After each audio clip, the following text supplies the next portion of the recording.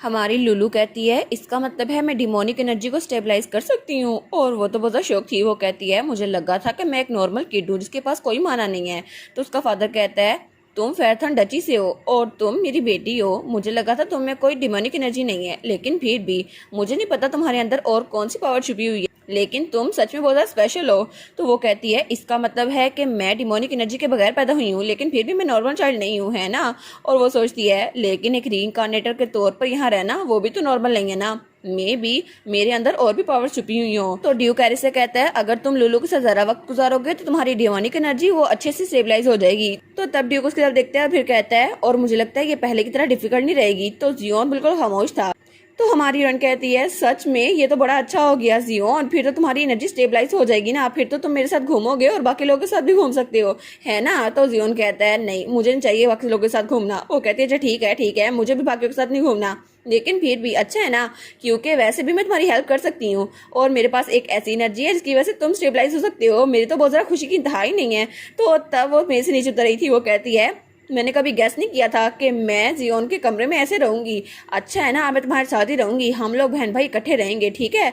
और दोबारा मुझे कमरे से निकालने की हिम्मत ना करना, मैं तुम्हारी हेल्प कर रही हूँ जियोन। तो वो कहता है लेकिन आखिर तुम मेरी हेल्प करने की कोशिश क्यों कर रही हो। तो आगे तो वे कहती है ये ऑब्वियस है ना, क्योंकि जियोन तुम मेरे बड़े भाई हो और मैं तुम्हारी छोटी बहन, तो तुम्हारी हेल्प करना मेरा फर्ज है। और फिर वो कहती है ऑफ कोर्स कभी कभी तो मुझे तुम पर बहुत गुस्सा भी आता है और तुम बहुत ज्यादा अनॉय भी करते हो, लेकिन वो तो उसको बातें सुनाई जाती। वो कहती है और अभी तक मैं उस बात को नहीं भूली जब तुम मेरे पुडिंग को नीचे गिरा चुके थे, और पुडिंग एक्सीडेंट मैं उसके लिए तुम्हें कभी माफ नहीं करूंगी, लेकिन फिर भी तुम मेरे भाई हो और मेरी फैमिली हो। और तब वो कहती है चलो ना चलते हैं, अब आराम से जाके सो जाते हैं, मुझे बहुत ज़्यादा नींद आ रही है। तो जियोन वो कहता है अच्छा ठीक है। और तब वो लोग वहाँ से जा रहे थे तो हमारी हीरोइन कहती है गुड नाइट एवरीवन। और पीछे से उसके दोनों भाई और डैड तो जलस हो रहे थे कि हमें छोड़ के उसके साथ जा रही है, लेकिन हमारी हीरोइन वो तो आराम से अपने भाई के साथ जा रही थी।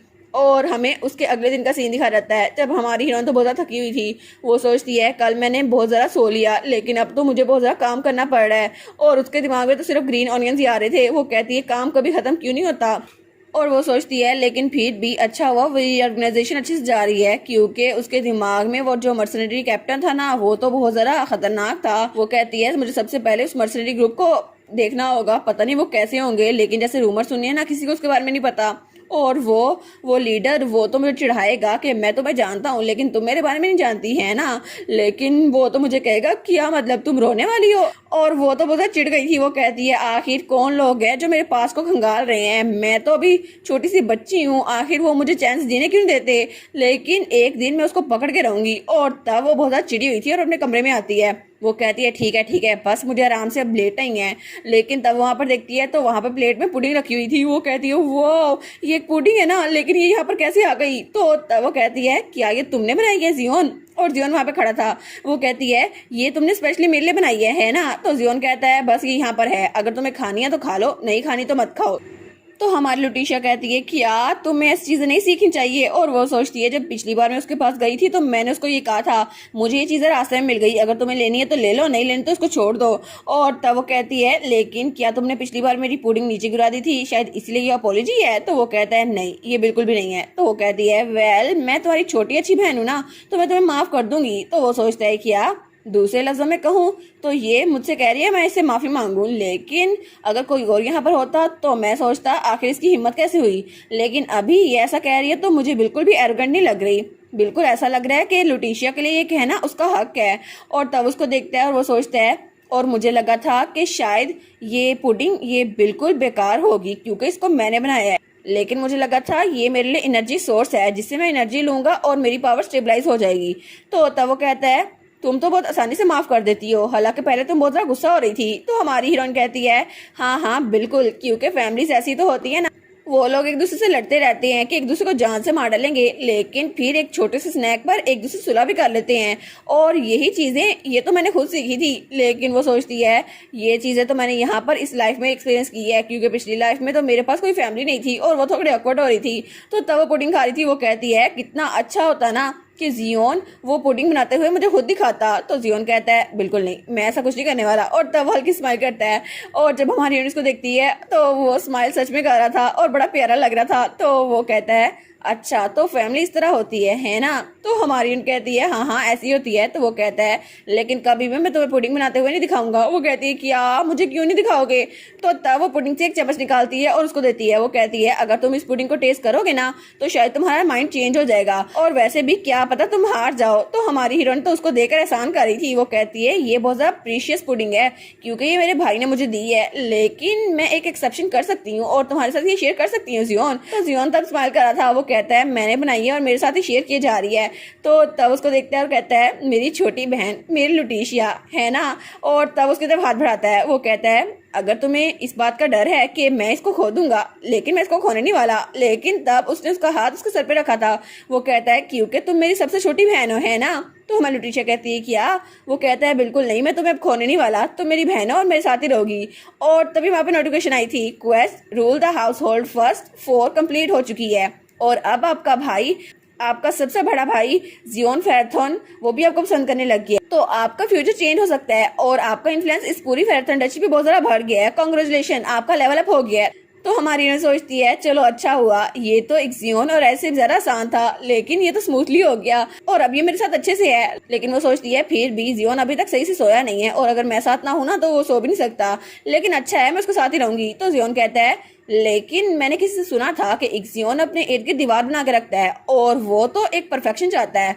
तो वो कहती है क्या, आखिर तुमने ये बातें कहाँ सुन ली? तो वो कहता है और मैंने सुना था कि एरिस हाफ ब्लड है और उसको किसी की कोई परवाह नहीं है, बस वो अपनी फैमिली की फिक्र करता है और सिर्फ लुटीशिया की। लेकिन मैंने सुना था कि डैड वो कभी बाहर नहीं जाते क्योंकि उनको बहुत ज्यादा काम करना पड़ता है और कभी भी वो एग्जीबिशन में नहीं जाते, और तुम्हें भी उसने एरिस और जियोन के साथ भेज दिया था। तो तुम बताओ मेरे बारे में क्या? तो हमारी लुटीशिया कहती है क्या, आखिर ये इस तरह बातें क्यों कर रहा है, इसने ये सारी बातें कहाँ सुनी? तो वो कहता है क्योंकि पहली बार मेरी एक्सपेक्टेशन मेरी फैमिली की तरफ शो हो रही है। तो हमारी हीरोइन लुटीशिया वो पुडिंग वहां पर रखती है और तब वो कहती है मैंने तुम्हें सबसे पहले देखा तो मुझे लगा एग्जीबिशन हॉल में तुम बिल्कुल एक स्टैचू की तरह हो। वो कहता है क्या एक स्टैचू? तो वो कहती है हाँ बिल्कुल, मुझे लगा था तुम एक स्टैचू हो क्योंकि तुम हिल ही नहीं रहे थे और कोई एक्सप्रेशन नहीं तुम्हारे चेहरे पर। लेकिन वो सोचती है मैंने जियोन के सामने ऐसा क्यों कहा, मुझे उससे सच नहीं बोलना चाहिए था। तो वो कहता है तुमने पुडिंग खत्म कर ली है या नहीं, जल्दी खत्म करो इसको फिर हम बाहर जाएंगे। तो वो सोचती है मैं तो बहुत एम्बैरस हो गई हूँ, और तभी वो उसको फिर से उठा लेता है। तो हमारी लुटीशिया कहती है कि मुझे फिर से सामान की तरह उठाने वाला है, लेकिन तब उसने उसे अपनी गोद में उठा लिया था बिल्कुल इंसानों की तरह जैसे बच्चों को उठाते हैं। तो वो सोचती है चलो अच्छा हुआ इसने मुझे कैरी किया हुआ है क्योंकि पहले तो मुझे ये लगेज की तरह उठाता था। और तब उसे कहती है लेकिन जियोन हम लोग कहाँ जा रहे हैं? तो वो कहता है हम लोग एग्जीबिशन हॉल में जा रहे हैं। तो वो कहती है क्या एग्जीबिशन हॉल में, लेकिन वहां पर क्यों? और वो सोचती है प्लीज अब ये ना कहना कि ये वहां पर इसलिए जा रहा है ताकि मैं इसको स्टैचू ना समझूं। तो मैं कहूंगी जियोन, आखिर जियोन कहाँ पर गया? वो तो एक स्टैचू है, मुझे सिर्फ स्टैचू नजर आ रहा है। लेकिन वो सोचती है एम्बैरसमेंट के मारे मैं तो मरना चाहती हूँ। और तब उसका वो वाला दिन भी आराम से गुजर गया था इस एम्बैरसिंग मूवमेंट के साथ, लेकिन उसके बाद वाला मसला थोड़ा ज्यादा था और तब वो वहाँ नाइट ड्रेस में थी। तो वहां पर कोई कहता है ओ डियर मैं तो तुम्हें स्टोरी बुक सुनाने वाला था क्योंकि मेरी छोटी बहन बहुत ज्यादा अकेली है। तो मन कहती है क्या तुम लोग? तो वहां पे एरिस था। वो कहता है ना लुलू तुम मेरे साथ रहोगी। तो तभी वहां पे एक जियोन आता है, वो कैंडिडेट नंबर 2 था। वो कहता है बिल्कुल नहीं, फरबाल मेरे साथ सोएगी, वो तो मेरी छोटी बहन है ना, मेरे साथ रहेगी। तो तभी वहां पर जियोन आता है, सबसे बड़ा भाई। वो कहता है मेरी स्टेबलाइजेशन अभी पूरी नहीं हुई तो वो मेरे साथ रहेगी, ठीक है। और वो कैंडिडेट नंबर 3 था, लेकिन तभी वहां पे ड्यूक आता है, वो कैंडिडेट नंबर 4 था। वो कहता है मुझे लगता है तुम्हारी स्टेबलाइजेशन पूरी हो गई है, अब वो तुम्हारे साथ ही रहेगी, वो मेरे साथ रहेगी, है ना लुलू? और सारे के सारे वहां पर उसकी तरफ देख रहे थे और हमारी लुटीशिया को डिसाइड करना मुश्किल हो रहा था क्योंकि वहां पर ड्यूक, उसका फादर, एरिस, एक जियोन और जियोन भी था और एरिस तो उसकी तरफ हाथ बढ़ा रहा था। वो कहता है मेरी बहन मेरे साथ रहेगी ना। तो हमारी हीरोइन सोचती है क्या आखिर ये सारे के सारे ऐसे क्यों हो रहे हैं, और वो तो अपना सर पकड़ लेती है। वो कहती है ये सारी सिचुएशन जरा क्योटिक क्यों हो गई है, और भाइयों को तो छोड़ो, डैड भी यहाँ पर आ गए हैं, लेकिन उनको इनसे कंपटीशन करने की क्या जरूरत है, वो तो मेरे फादर है ना।